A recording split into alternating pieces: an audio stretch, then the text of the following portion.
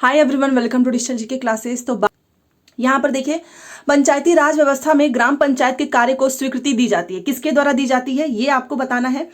तो ये तो मुझे पता ही, आपको अच्छे से याद होगा। जनपद हो गया, जिला परिषद, पंचायत समिति या फिर ग्राम सभा। देखिए, जब भी पंचायती राज की बात आए ना, या फिर ग्राम पंचायत के कार्य को स्वीकृति, तो याद रखना दी जाती है, वो होगा ग्राम सभा द्वारा। ठीक है, ऑप्शन नंबर 4 इज राइट। हमेशा याद रखना कि ग्राम सभा के द्वारा जो है ग्राम पंचायत के कार्य को स्वीकृति दी जाती है। ठीक है, चलिए हम 121 से हमने स्टार्ट किया, आप देख सकते हैं। अब हम आ जाते हैं 122 पे।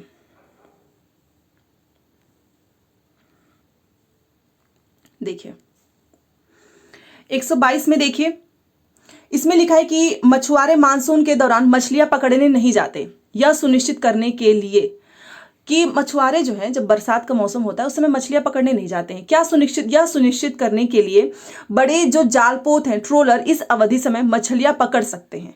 ठीक है, तो इसका राइट आंसर क्या होगा? इसका राइट आंसर आपको पता ही है कि मछलियों की संख्या, आबादी कम ना हो, क्योंकि यह उनके प्रजनन का समय होता है, नाव सुरक्षित रहे। अब देखिए, आप में से जो लोग थोड़ा बहुत जिन्होंने एनसीईआरटी की बुक्स पढ़ी होंगी वो आराम से इसका आंसर निकाल लेंगे, बट जिसने नहीं पढ़ा होगा वो यही सोचेगा कि कहीं नाव को सुरक्षित रखने के लिए या फिर मछलियां इस समय पे जो बड़े जालपोत हैं इस पकड़ सकते हैं। जी नहीं, इसमें से ऐसा कुछ नहीं है, क्योंकि मछुआरों का काम क्या होता है?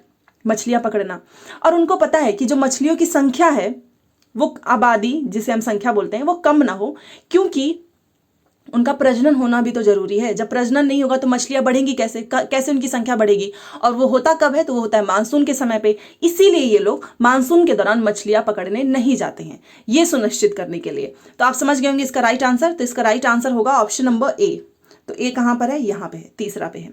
तो ये रीजन याद रखना, क्यों? क्योंकि यह उनके प्रजनन का समय होता है, इसीलिए मछुआरे मानसून के दौरान मछलियां पकड़ने नहीं जाते हैं। समझ में आया?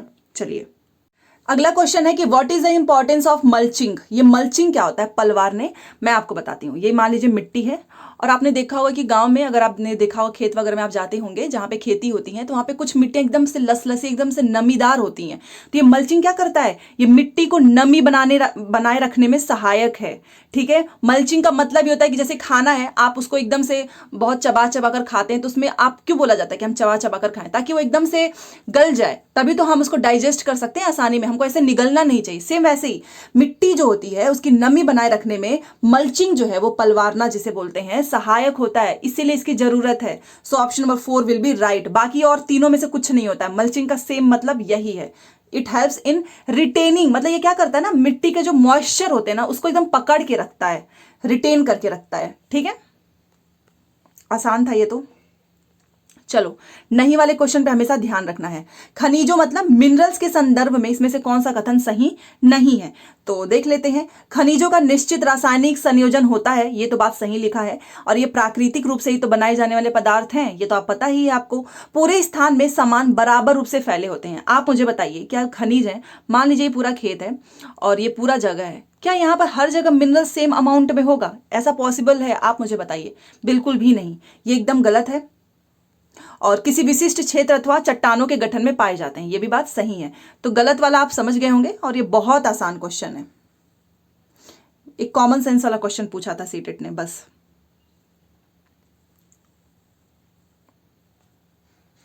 इसमें पूछा है कि विच industry is the oldest industry in the world. Factual question है, रट लो कि कौन सा उद्योग जो है विश्व का सबसे प्राचीनतम उद्योग है।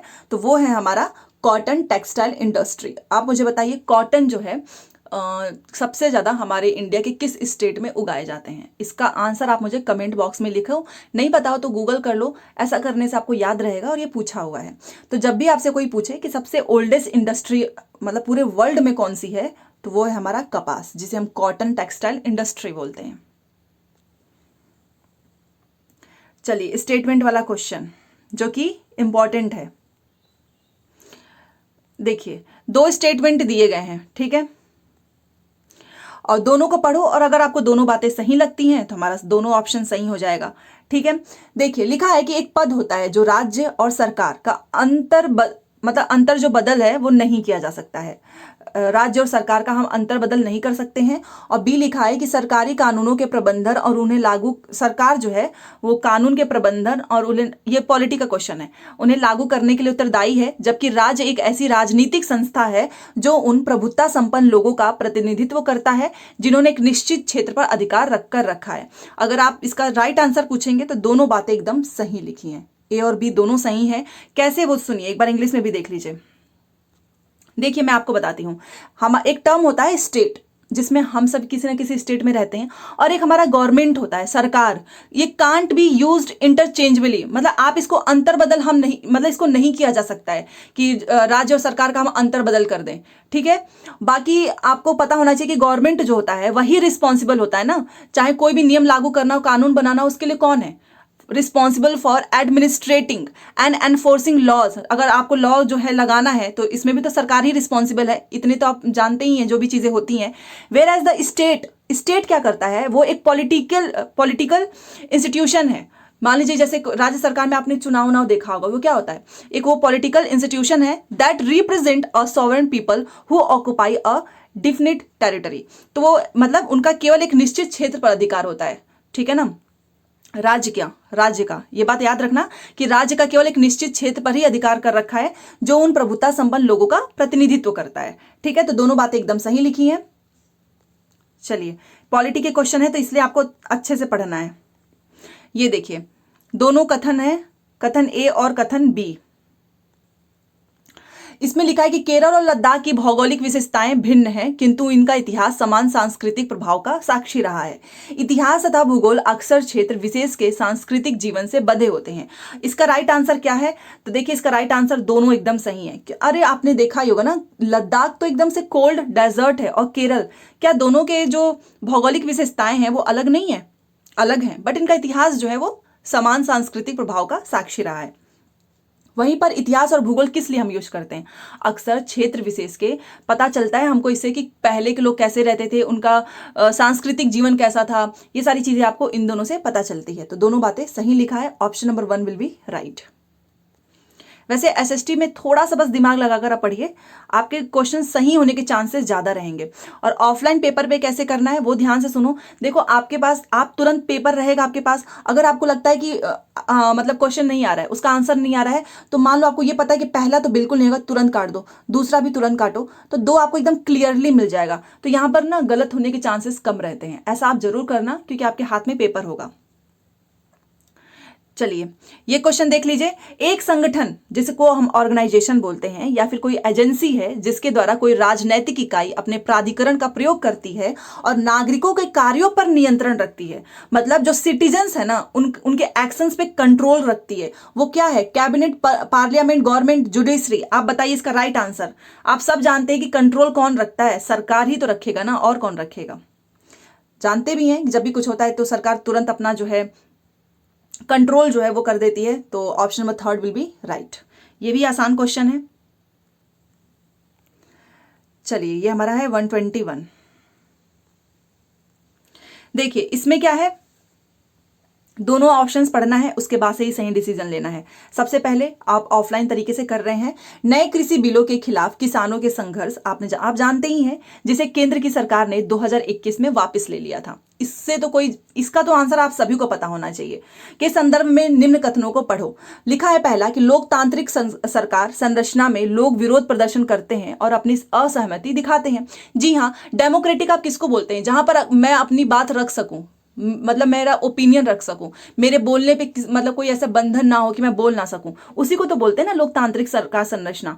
कि अगर कोई चीज पसंद नहीं आती है तो हम विरोध कर सकते हैं और मैं अपनी असहमति दिखा सकती हूं, बट रियलिटी में आप जानते ही हैं क्या होता है। बट हम क्वेश्चन पे देखते हैं। सरकार को अपना निर्णय बदलना पड़ा क्योंकि वह आम जनता के प्रति जिम्मेदार है। क्या यह बात सही लिखा है कि सरकार ने क्या किया, गवर्नमेंट को चेंज करना पड़ा decision because it is responsible to the people? आप इसका राइट आंसर बताइए। बहुत अच्छा क्वेश्चन है। तो देखिए दोनों बातें एकदम सही लिखी है, क्योंकि आप जानते हैं ये बात भी एकदम सही है। रियलिटी की बात छोड़ दीजिए, बट जो हमारा लिखा हुआ है संविधान में कि हम डेमोक्रेटिक में रहते हैं, हम अपनी बात रख सकते हैं, और सरकार ने अपना डिसीजन इसलिए बदला क्योंकि वो हम चुनते ही है ना, उनको अपने लिए ही तो चुनते हैं। उनको चुनता कौन है? वोट कौन देता है उनको? हम आम नागरिक ही देते हैं। बात एकदम सही लिखा है, तीसरा हमारा राइट हो जाएगा। और ये देखिए ऐसा क्वेश्चन सीटेट ने पूछा है अभी। अब ये क्वेश्चन देखिए, इसमें आपको दोनों पढ़ना है, सेम वैसा ही है। फिर एक चीज बता दो क्या चीजें सही हैं। कथन ए लिखा है, खेतिहर मजदूरों को कम मजदूरी पर काम करना पड़ता है, ये मजदूर साल भर कमाई करते हैं। वाह क्या बात लिखा है, यहां पर लिखा है कि ये कम मजदूरी पर काम करते हैं। और क्या ये अगर कम मजदूरी पर काम कर रहे हैं तो आप मुझे बताओ क्या ये साल भर कमाई कर लेंगे? दोनों बातें कितना कॉन्ट्राडिक्ट हैं, एक दूसरे के साथ मैच ही नहीं हो रहा है। ए तो एकदम सही है बट आर एकदम सरासर गलत है, कारण एकदम गलत है। तो क्या हो जाएगा, option number 3 will be right. ये बहुत आसान सा क्वेश्चन था। चलिए अगला क्वेश्चन 123, निम्न में से कौन सा विकल्प स्वरोजगार का एक उदाहरण है? सेल्फ एम्प्लॉयड, आप जानते ही हैं स्वरोजगार क्या होता है, और आजकल तो ये सारी चीजें चल भी रही हैं कि लोग अपना खुद का रोजगार करना चाहते हैं। तो स्वरोजगार का एक उदाहरण इसमें से आपको बताना है। चलो देखते हैं। जमींदार के घर काम करती हुई एक खेतीहर मजदूर, ये कौन सा स्वरोजगार है? ये तो किसी और के घर पे काम कर रही है। स्वरोजगार तो वही हुआ ना कि मैं अपना खुद का कुछ खोलूं, छोटा ही हो। जैसे कि आजकल आप देख सकते हैं कि बहुत से लोग छोटी छोटी स्टार्टअप जो है अपना खुद का स्टार्ट कर रहे हैं। आंगनवाड़ी, ये तो सरकार ने भर्ती कराई है। गांव के एक विद्यालय की एक शिक्षिका, आप शिक्षक बन जाएंगे या शिक्षिका बन जाएंगे तो क्या ये आप खुद से आपने रोजगार क्रिएट किया है? जी नहीं, ये तो सरकार ने निकाली है वैकेंसी। ये बात और है कि वैकेंसीज आ नहीं रही हैं।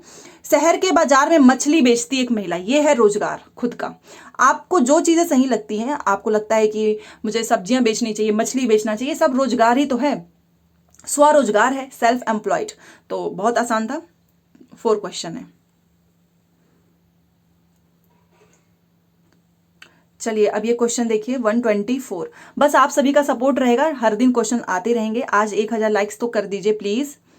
देखिए 2 कथन दिया हुआ है, फिर से अभिकथन और कारण, दोनों को पढ़ो और बताओ क्या बात सही लिखा है। और बहुत ही अच्छा क्वेश्चन है ये, आंसर देते जाइए। देखिए क्या लिखा है, पहला देख लेते हैं। जनमत को प्रभावित करने के लिए संचार मीडिया द्वारा मौजूदा तय किया जाना।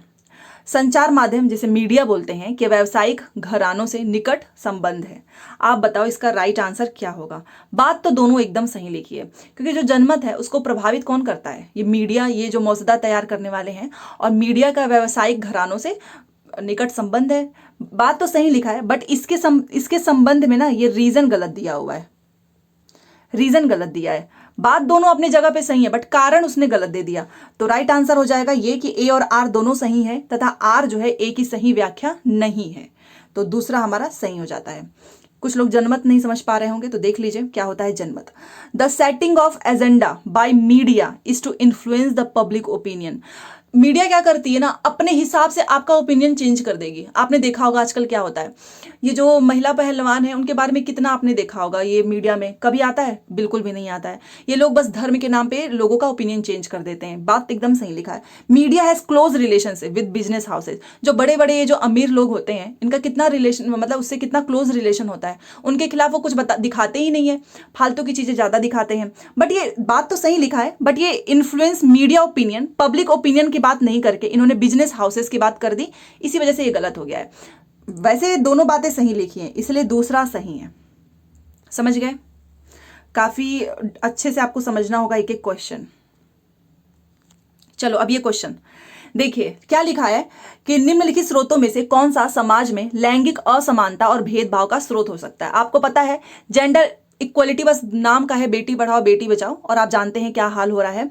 Gender in equality and discrimination, मतलब सोसाइटी में जो भेदभाव, आज भी चाहे कितने भी लोग मॉडर्न बन जाए, आज भी बहुत से लोग जो हैं उनका यही ओपिनियन रहता है कि लड़के जो हैं इंजीनियर बनेंगे, लड़कियां डॉक्टर बनेंगी, मैथ में लड़के अच्छे होते हैं, लड़कियां नहीं, घर के काम जो है फीमेल करेंगी और मेल जो है बाहर का, आप सब जानते हो। ठीक है, तो इसका स्रोत क्या हो सकता है? ये जो समाज में जो जेंडर इनइक्वालिटी है और एक जो डिस्क्रिमिनेशन है, एज अ टीचर, आप टीचर बनोगे, आपके हिसाब से क्या हो सकता है? वो इसका राइट आंसर बताइए। पहला लिखा है कि महिलाओं और पुरुषों के काम को अलग अलग महत्व देना, अभी मैंने आपको एग्जांपल दे दिया।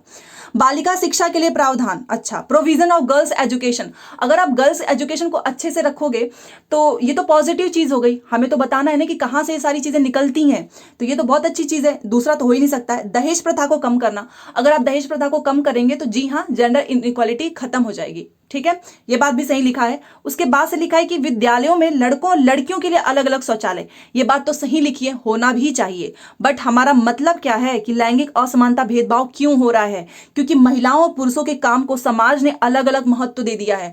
समाज में अगर एक लड़की है, उसकी शादी हो जाती है किसी भी लड़के से, तो हमेशा से जॉब जो है लड़कियों को ही छोड़नी पड़ती है। क्यों? क्योंकि लड़कियां घर का काम देखेंगी, ये होता है। और ये सारी चीजें सोसाइटी ही महत्व ऐसा दे देती है।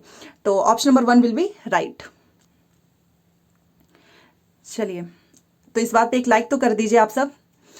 और ये क्वेश्चन देख लेते हैं।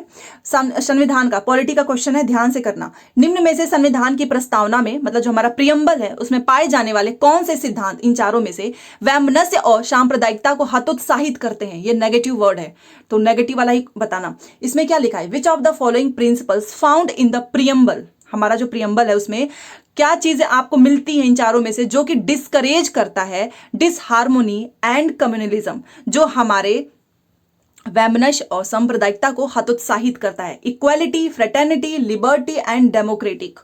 ये बहुत कंफ्यूजिंग करने वाला है।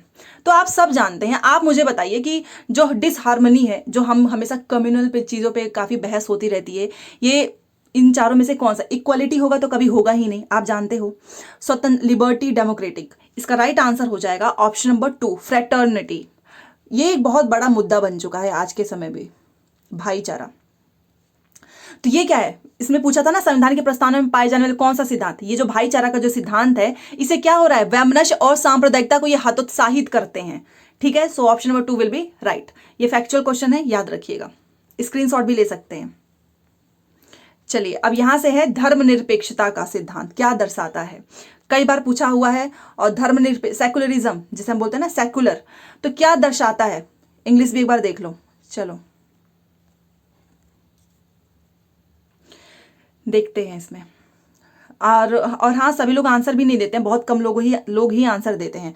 तो धर्मनिरपेक्षता का जो सिद्धांत है, जिसे हम सेकुलर बोलते हैं, क्या दर्शाता है? यही तो दर्शाता है ना कि सभी धर्म जो है समान प्रतिष्ठा से पाते हैं, चाहे हिंदू, मुस्लिम, सिख, ईसाई, सभी जो है समान धर्म समान प्रतिष्ठा पाते हैं। एकदम बात सही लिखा है।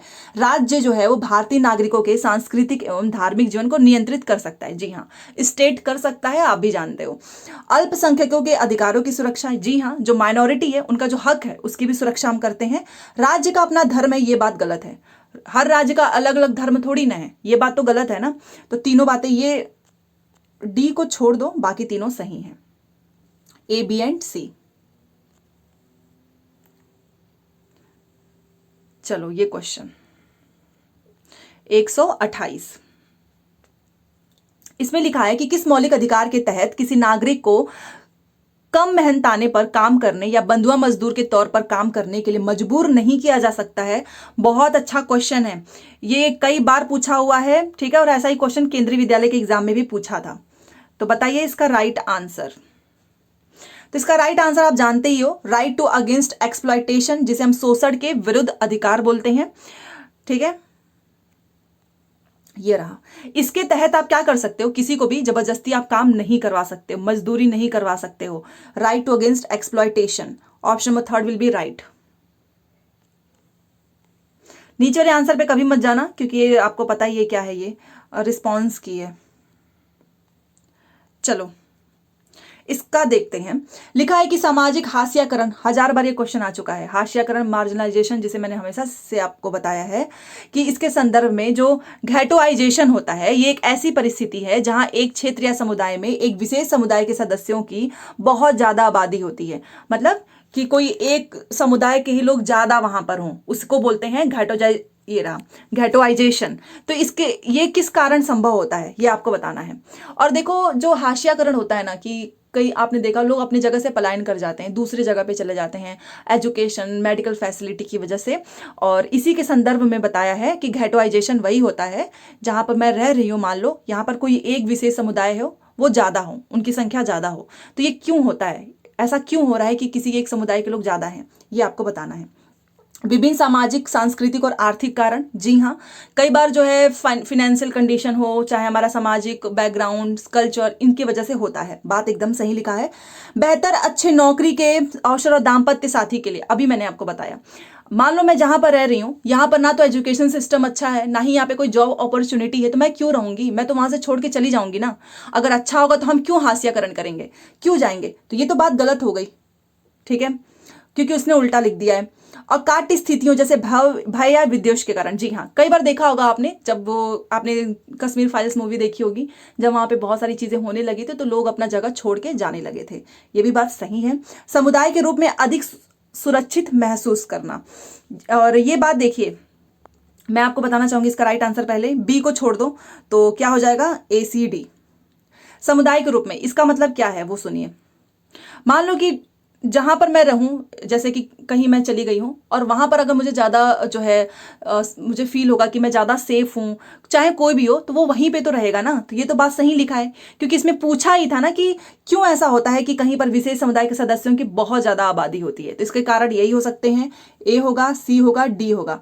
अगर अच्छा नौकरी मिलेगा तो हम क्यों जाएंगे, और लोग चले जाते हैं, फिर बाद में जो कुछ लोग बच जाते हैं उनकी आबादी ज्यादा हो जाती है। सेम यही है, तो राइट आंसर है ACD।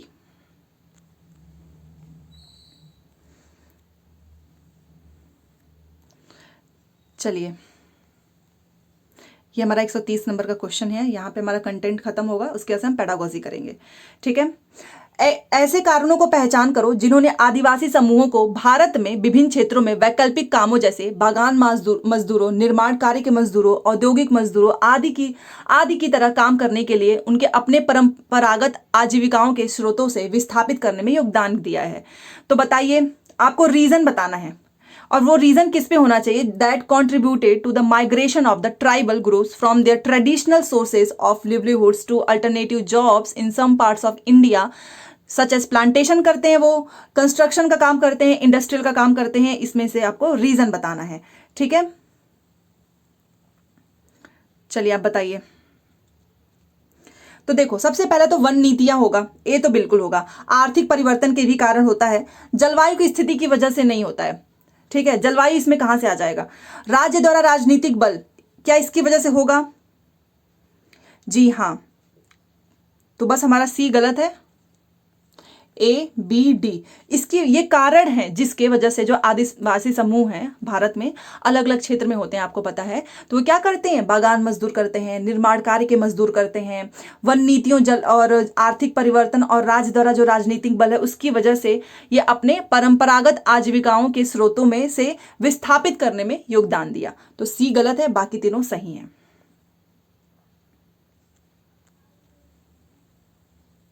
यहां से हमारा पेडागोजी स्टार्ट हो रहा है, ठीक है। पेडागोजी के क्वेश्चन करते हैं अब। इसमें लिखा है कि सामाजिक विज्ञान की पाठ्य पुस्तकों के बारे में, अगर आपने SST की बुक देखी होगी, NCERT की, या फिर आपने थोड़ी बहुत भी पढ़ी होगी, आप इसका तुरंत आंसर बता दोगे, ठीक है, क्योंकि टेक्स्ट बुक के बारे में पूछ रहा है, कौन सा कथन सही है, और बहुत आसान है। तो आपको पता है कि जो पाठ्य पुस्तकें होते हैं वो निर्देशनात्मक प्रक्रिया नियोजन हेतु विभिन्न विचार प्रस्तुत करती हैं। मतलब आपने देखा होगा ना, बुक्स में अलग अलग विचारों प्रस्तुत करती हैं। बात एकदम सही लिखा है। पाठ्य पुस्तकें सूचनाओं का संतुलित एवं कालक्रमबद्ध प्रदर्शन करता है। आपने देखा होगा कि एक क्रोनोलॉजी में होता है कि कौन सी घटना कब हुई, उसके बाद से ऐसा नहीं कि पहले ही आपको 1857 की क्रांति वो पढ़ा देंगे या कोई भी चीज। तो एक संतुलित ऑर्गेनाइज होता है। बात एकदम सही लिखा है। शिक्षकों को अपने शिक्षण एवं नियोजन हेतु केवल पाठ्य पुस्तकों पर निर्भर रहना चाहिए। ये केवल वर्ड नेगेटिव होता है, कहीं पर भी आए वो आंसर सही नहीं होगा। A, B सही है। तीसरा 132, समाजशास्त्र में रचनावादी दृष्टिकोण प्रमुखता देता है। The constructivist approach in social science gives primacy to the, किसको देता है? सबसे पहले तो क्या होता है रचनावादी, कंस्ट्रक्टिविस्ट, जहां पर आप ज्ञान का निर्माण कर सकें। बहुत अच्छा वर्ड होता है, इस पे आजकल हम बहुत ज्यादा फोकस करते हैं कि बच्चा जितना ज्यादा हो सके ना ज्ञान का निर्माण खुद कर सके। खुद करने का मतलब आप उसको एक्टिविटी कराइए, कुछ ना कुछ इंगेज रखिए, बस रटवानी वाली चीजें नहीं। तो प्रीमेसी क्या है, प्रमुखता आप किसको देंगे, क्या प्रमुखता देता है इसमें से, तो वो आपको बताना है। तो वो देता है हमेशा से बाल केंद्रित शिक्षा शास्त्र और ज्ञान के निर्माण के तरीकों को। अभी मैंने आपको बताया ना, ज्ञान का निर्माण इज राइट वर्ड, हमेशा से। तो option number 4 will be right. बाकी ये पारंपरिक शिक्षण विधियों के, कभी भी याद रखना, शिक्षक केंद्रित आपको कहीं भी मिल रहा है ना, वो आंसर कभी सही हो ही नहीं सकता। शिक्षक केंद्रित सामाजिक विज्ञान जो है पढ़ाने के हमारा एक जनरल सा ऑब्जेक्टिव है, ये कोई सही बात नहीं है। योग्यता आधारित, योग्यता आधारित शिक्षण अधिगम की प्रक्रिया को, या फिर बाल केंद्रित। कहीं पर भी अगर आपको ऑप्शंस में बाल केंद्रित मिलता है, उससे बेस्ट आंसर कभी हो ही नहीं सकता है। ये मैं आपको एक टैग वर्ड भी बता रही हूं, ठीक है। 4 सही है।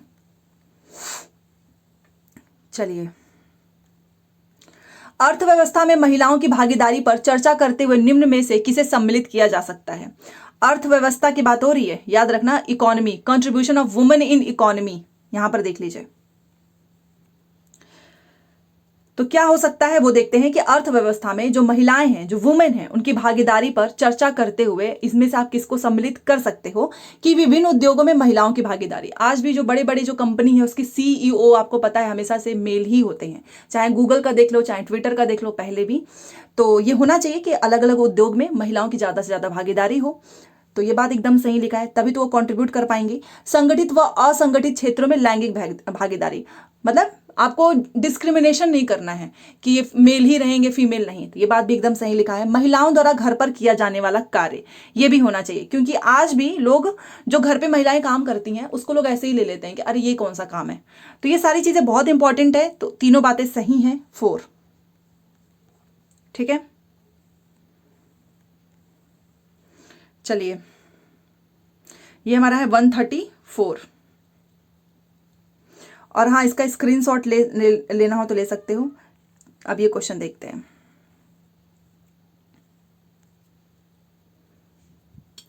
इसमें लिखा है कि एक भूगोल की शिक्षिका कक्षा में बदलते भूमि उपयोग पर चर्चा करना चाहती है।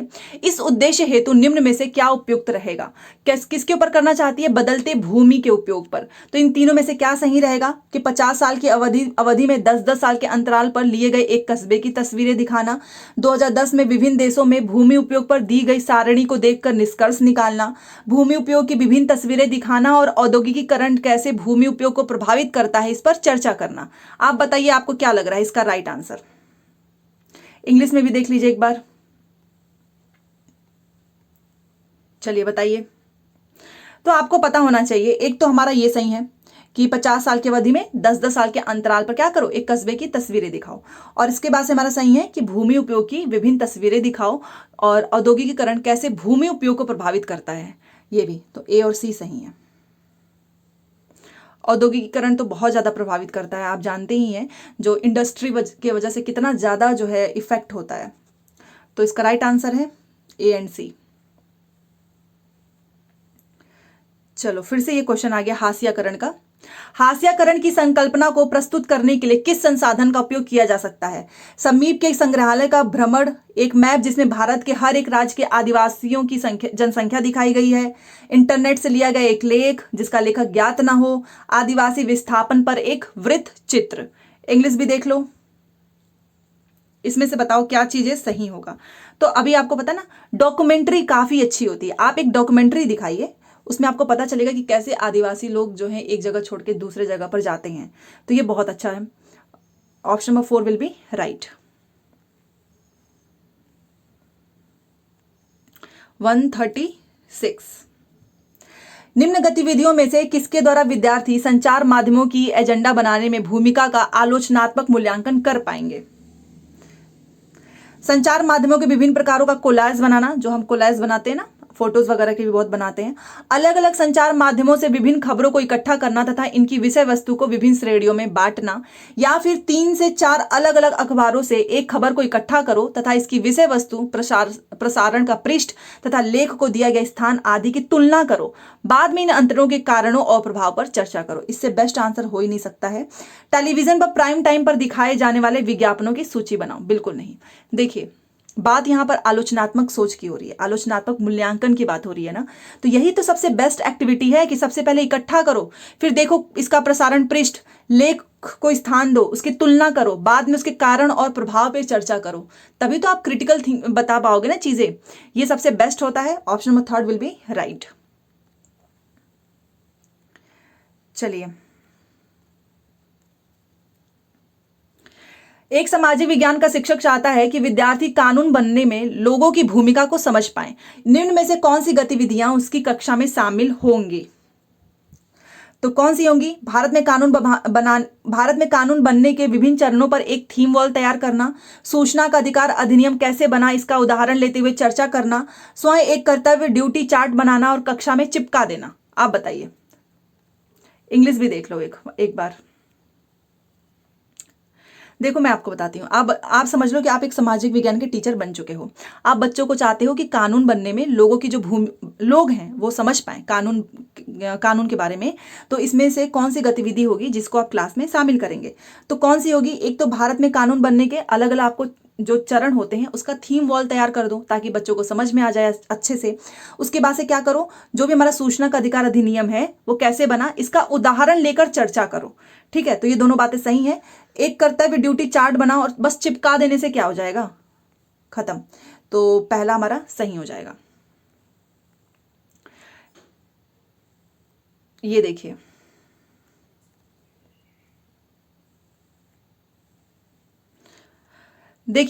आप स्थानांतरित कृषि, जो आपको पता ही है, इसके बारे में हम लोग काफी डिटेल में पढ़े हैं, के बारे में चर्चा कर रहे हैं और आपको यह दर्शाना है कि कहां पर झूमिंग एवं मिल्पा की जाती है।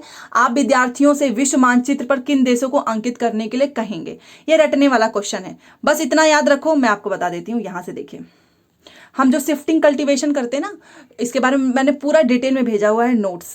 ये पूछ रहा है कि ये मैप पे बताओ ना कि कौन सी कंट्री है। रटने वाला है, तो इंडिया एंड मैक्सिको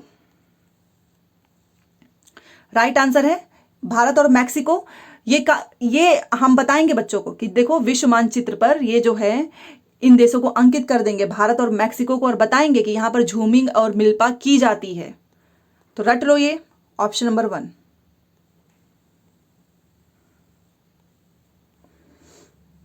चलिए ये देख लेते हैं। आदिवासियों को देखो, वे कितने मनोहर दिखते हैं और ऐसा प्रतीत होता है कि वे सारे समय बस नाचते रहते हैं। एक शिक्षक के रूप में अगर पाठ्य पुस्तक में ऐसे कथन दिए गए हैं तो आप उसे किस संकल्पना से जोड़कर देखेंगे, किस कॉन्टेक्स्ट से जोड़ेंगे?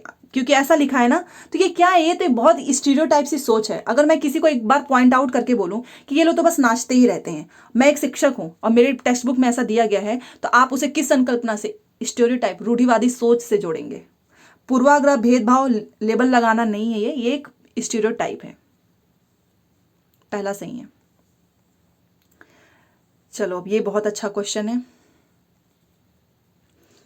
लिखा है कि निम्न प्रश्नों में से कौन से प्रश्न विद्यार्थियों में आलोचनात्मक, अभी किया ना, क्रिटिकल थिंकिंग जो है को बढ़ावा देगा? ऐसे कौन से प्रश्न हैं? तो चलो देखते हैं। किन तरीकों से साम्राज्यवाद ने विजित राष्ट्रों को प्रभावित किया? तरीके ही पूछ रहा है, तो यहां से तो हो सकता है। ठीक है। बाल विवाह की हानियां क्या है? ये बहुत अच्छा क्वेश्चन है। अगर आप पूछोगे कि आखिर में जो बाल विवाह होते हैं इसकी क्या क्या हानियां हो सकती हैं, 1000 क्वेश्चन निकल सकते हैं इससे। बात एकदम सही है। संविधान का कौन सा भाग स्वतंत्रता से संबंधित है? रटने वाली चीजें हैं, कभी हमारी क्रिटिकल थिंकिंग को ये बढ़ा नहीं सकता है। सी गलत। कौन से कारक है जिन्होंने लोगों को एकजुट होने और राष्ट्रवाद की भावना को विकसित करने में सहायता की? ये भी बात सही है, क्योंकि बच्चा यहाँ पे कारक बताएगा। तो ए बी डी कहां पर है? दूसरा। तो 140 का option number 2 will be right. तो ये थी आज की क्लास। आई होप आपको क्लास अच्छी लगी हो तो please like, share and subscribe कर दीजिएगा। मिलते हैं नेक्स्ट क्लास में। Thanks for watching.